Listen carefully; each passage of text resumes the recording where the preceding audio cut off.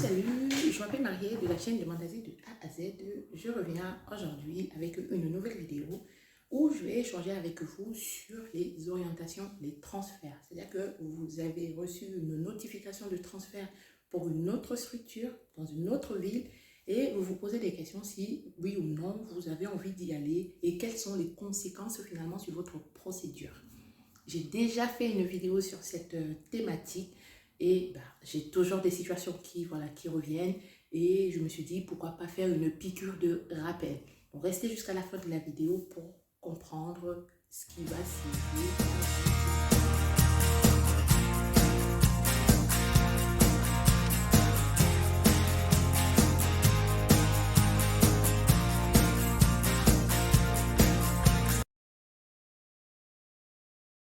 Vidéo sur les orientations il y a un moment, c'est-à-dire que les personnes qui sont transférées d'un centre à un autre, et je vais vraiment faire une vidéo, je pense que ça va pas plaire à beaucoup de personnes parce que c'est une vidéo où je vais être très sincère avec vous. J'ai de plus en plus au niveau de mon travail des personnes qui sont orientées, c'est-à-dire que moi je reçois des appels des personnes qui me disent Mariette, je suis orientée dans la structure, dans telle structure et malheureusement j'ai pas envie de venir. Donc, ou alors il y a des personnes qui vont être orientées, qui vont venir et qui vont partir sans donner de nouvelles et qui vont se retrouver en difficulté et après vont rappeler le travailleur social pour dire que finalement je veux revenir parce que je ne sais pas comment je vais faire pour déposer ma demande d'asile. Donc je me suis dit, à partir des situations que je vois au quotidien, je me suis dit pourquoi ne pas en faire une vidéo. Donc dans cette vidéo, je vais échanger avec vous sur les transferts. Donc vous êtes demandeur d'asile, vous vivez peut-être à Paris et vous êtes orienté dans une autre structure hors de Paris. Et vous vous posez la question si, est-ce que moi je veux partir à Paris? Si je n'y vais pas, quelles sont les conséquences? Donc cette vidéo va être structurée en 3 parties. La première partie, je vais vous présenter un peu le transfert, ce qu'est le transfert, ce qui n'est pas le transfert. C'est-à-dire que qu'est-ce qui fait qu'à un moment donné, les personnes vont être transférées. En deuxième partie, pourquoi les personnes pourquoi il n'y a pas de proposition d'hébergement sur place, voilà. Et en troisième partie, quelles sont les conséquences du refus ou de l'acceptation d'un transfert. Qu'est-ce que le transfert? Le transfert d'une structure, le transfert d'un demandeur d'asile vers une autre structure, c'est tout simplement quand vous êtes passé du coup au guichet unique pour demandeur d'asile.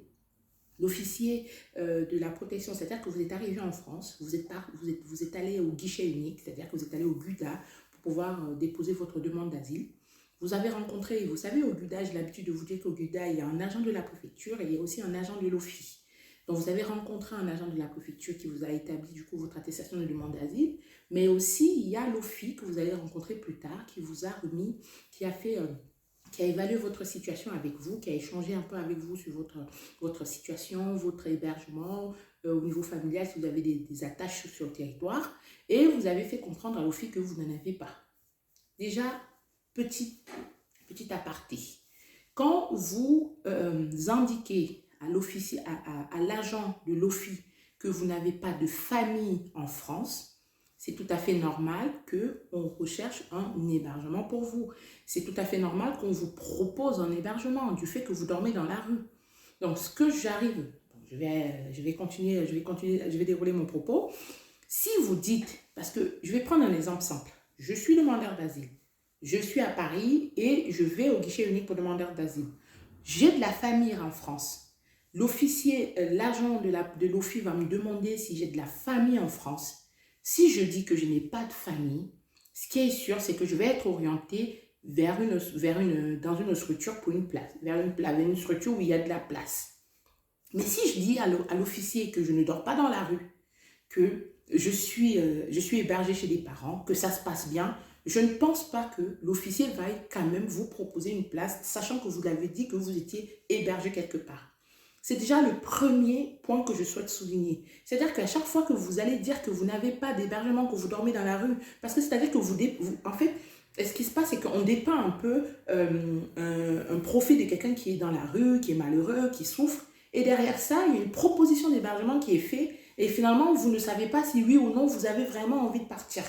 tout se joue à l'entretien de vulnérabilité lors de la signature des CMA, des conditions matérielles d'accueil. Si vous ne voulez pas, vous avez le temps de dire que moi, je ne souhaite pas être orienté vers une structure du DN arrobas parce que j'ai de la famille, parce que je suis hébergée chez des gens et ça se passe très bien.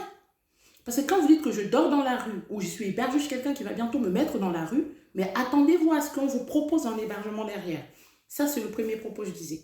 Ensuite, qu'est-ce qui se passe par rapport au transfert? Généralement, les gens pensent que le transfert, je ne sais pas, il y a des gens qui m'ont souvent dit, mais Mariette, voilà, j'ai des personnes qui sont orientées dans la structure dans laquelle je travaille et qui m'appellent et qui me disent, MC, je ne peux pas venir parce que je souhaite rester sur place parce que je ne veux plus finalement venir.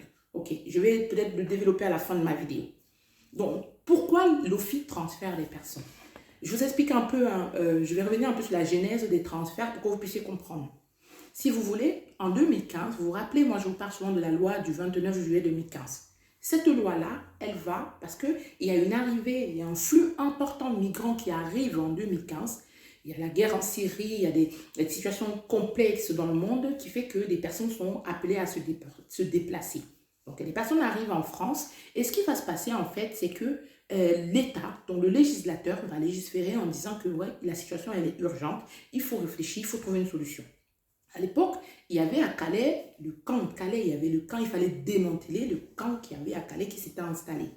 Et par rapport à ça, on va imposer, on va mettre en place ce qu'on appelle le schéma régional d'accueil et on va obliger les personnes qui signent, qui acceptent les conditions matérielles d'accueil. Et en fait, accepter les conditions matérielles, c'est d'accepter, les conditions matérielles, c'est un package. C'est un package.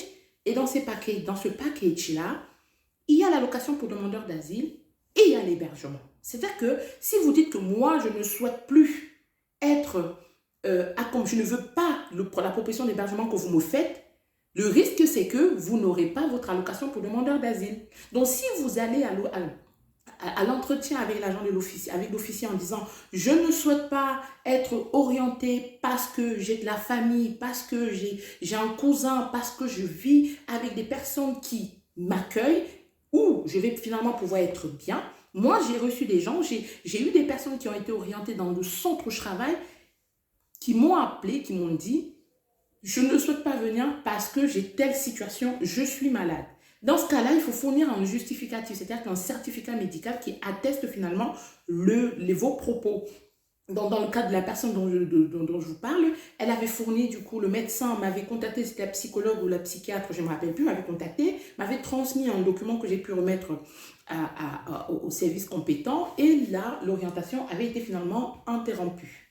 Donc, ce qui va se passer, c'est qu'à chaque fois qu'une personne est orientée vers une structure du DN arrobas, c'est une obligation. C'est que si vous avez signé les conditions matérielles d'accueil et que vous avez accepté l'orientation, parce que le tout, ce n'est pas de dire oui. Si vous dites oui à l'OFII, oui, je veux partir, et finalement vous changez d'avis, mais il faudra retourner voir l'OFII pour dire que finalement, je ne veux pas y retourner et donner les raisons pour lesquelles vous ne voulez pas aller dans la ville où vous êtes transféré. Ça, c'est le premier cas. Quelles sont les conséquences du refus de transfert? C'est-à-dire que les personnes vont me dire, oui, mais qu'est-ce que je risque si je ne viens pas dans la ville où je suis transférée? Ce que vous risquez, dans un premier temps, je vous ai dit, c'est que les conditions matérielles, c'est un package. Il y a l'allocation pour demandeurs d'asile, mais pas que. Il y a également l'hébergement. Donc, ce que vous risquez quand vous refusez un hébergement, c'est que vous n'aurez pas votre allocation pour demandeurs d'asile. Ça, c'est la première chose. La deuxième chose, c'est que quand vous avez été orienté, généralement si vous êtes en procédure normale ou en procédure accélérée, vous êtes orienté vers une structure, vous refusez d'y aller, sachant que vous avez 21 jours pour déposer votre dossier de demande d'asile, vous vous retrouvez déjà en difficulté. Vous vous retrouvez en difficulté, pourquoi? De 1, parce que vous avez besoin pour votre dossier, pour pouvoir compléter votre dossier de demande d'asile, vous avez besoin d'une attestation d'hébergement.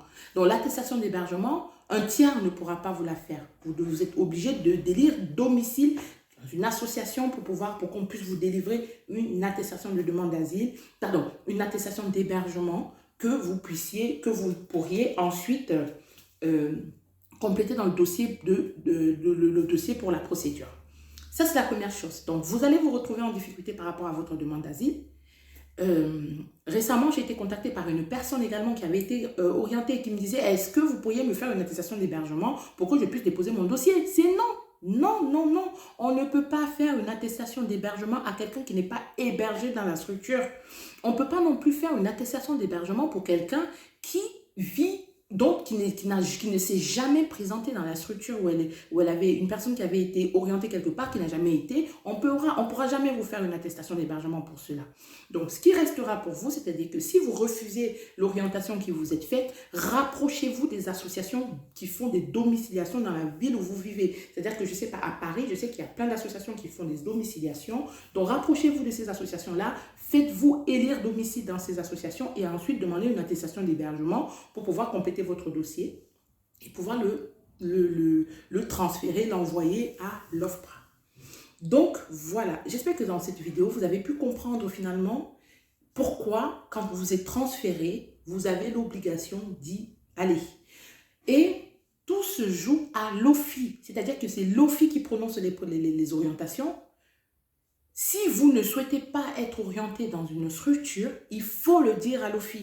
Si vous êtes hébergé chez des personnes et que ça se passe bien, il faut également le dire parce qu'au quotidien, je n'entends que des personnes qui disent que ça se passe très mal où je suis hébergé. Ce qui peut être vrai, mais si ça se passe bien, si ça se passe mal comme vous le dites et que finalement vous êtes orienté vers une structure qui va pouvoir vous accueillir, pouvoir vous y héberger et que finalement vous refusez ce transfert-là, on peut se poser la question si ce que vous avez dit était vrai. Donc voilà, c'est vraiment ce que je voulais vous dire dans cette vidéo-là. Je suis revenue rapidement pour ça parce que voilà, j'ai pas le temps, j'ai pas pu faire de vidéo depuis un petit moment parce que je suis un peu prise par beaucoup d'autres projets que j'ai mis en place.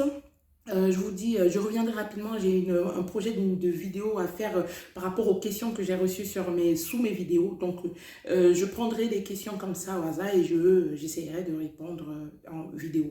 D'ici là, portez-vous bien, prenez soin de vous, prenez soin de vos proches et on se dit à très rapidement pour une autre vidéo.